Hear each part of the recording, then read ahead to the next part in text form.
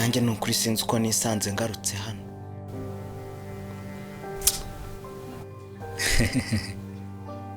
Koko se ariko uko biri kose nizere ko hari ikintu kiguteye kuhagaruka.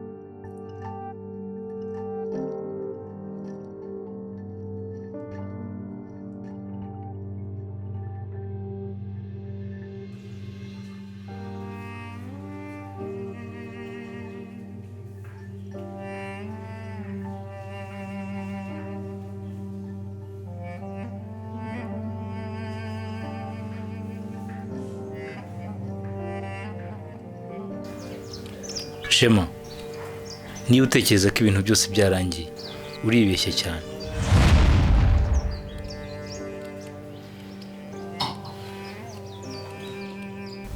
Ariko Pasi, ubu koko niwe wakabaye umbwira gutyo?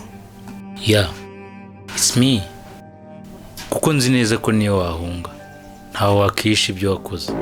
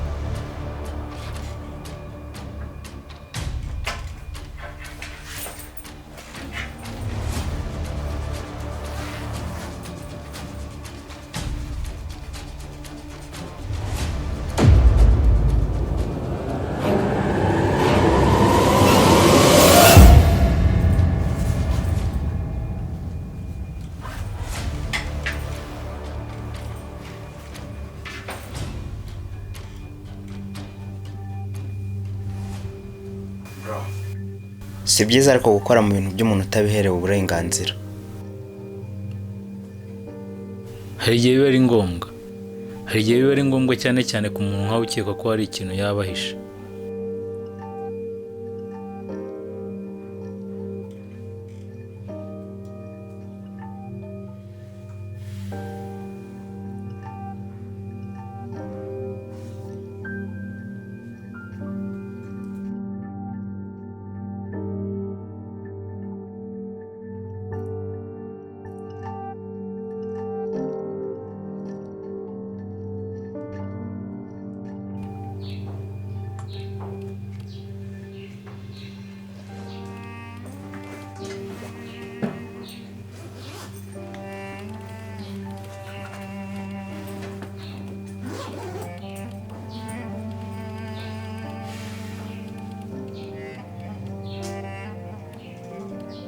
Ariko natangajwe n'ukuntu wabaye umuntu utavuga amagambo menshi. Ariko byanga bikunze ibyo bintu bifite ikintu bihatse. Pasi, ntabwo ariko buri wese agira amagambo menshi kugira ngo agaragaze ikimurimo. Ariko rimwe na rimwe amagambo nayo aba ari ngombwa. ndetse aka kanya ubu ngubu niyo ntwaro yonyine ufite ishobora kukurwanirira. Iyo ntambara iri muri wowe yo gushaka guhisha ibintu kandi bigomba kujya ahagaragara.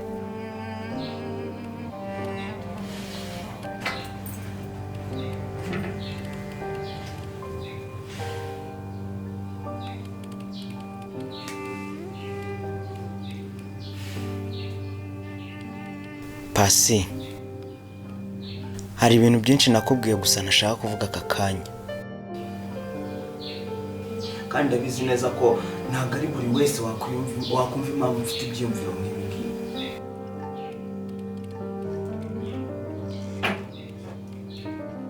Ibyo bintu se ni ibiki kandi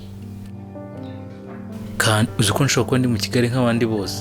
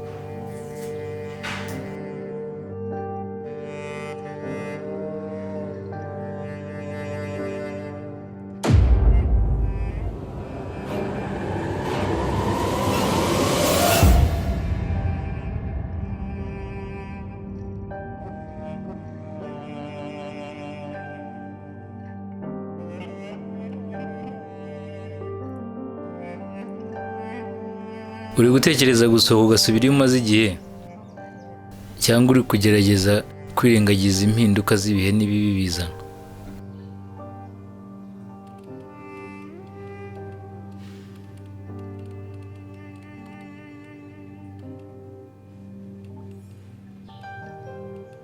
Erega kuguma ahantu hagoye biruta kugenda utazi aho ugiye Pasi. Come on, ariko Shema, reka urabona ndi umwana wo kubeshya? Byo byonyine no mu mvugo yawe biragaragara ko hari ikintu urimo guhisha kandi gikomeye.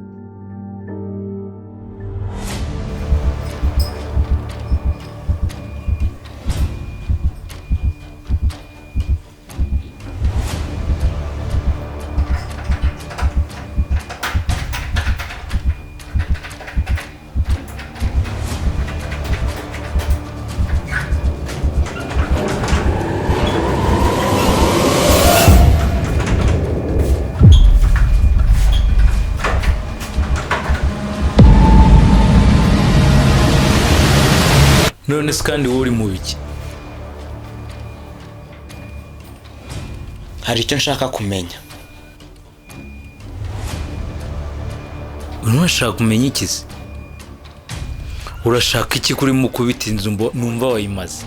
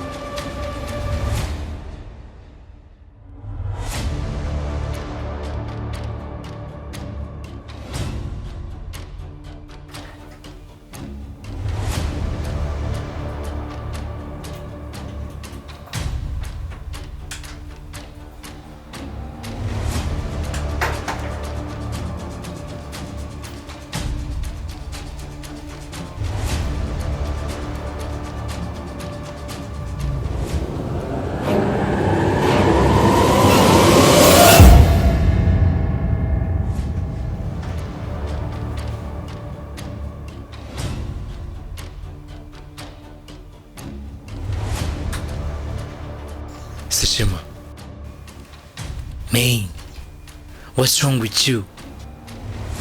That's them bro. Ibi ni ibiki urimo gukora ko byanshanze man.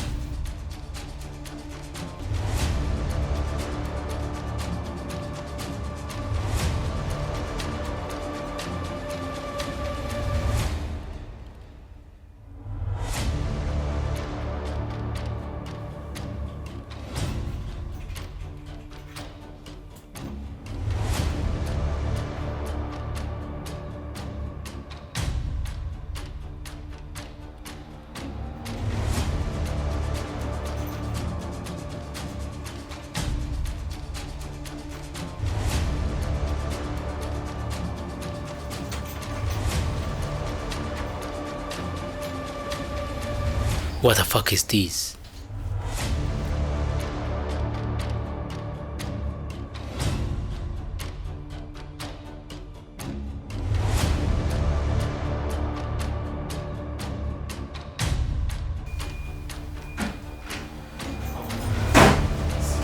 Shima, come on. Shima, what's wrong?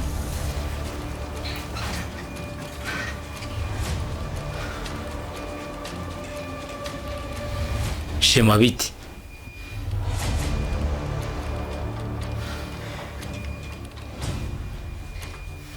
Shema. Shema please ndakwinginze. Niba hari ikintu uzi ntazi, igihe kirageze ngo ukivuge.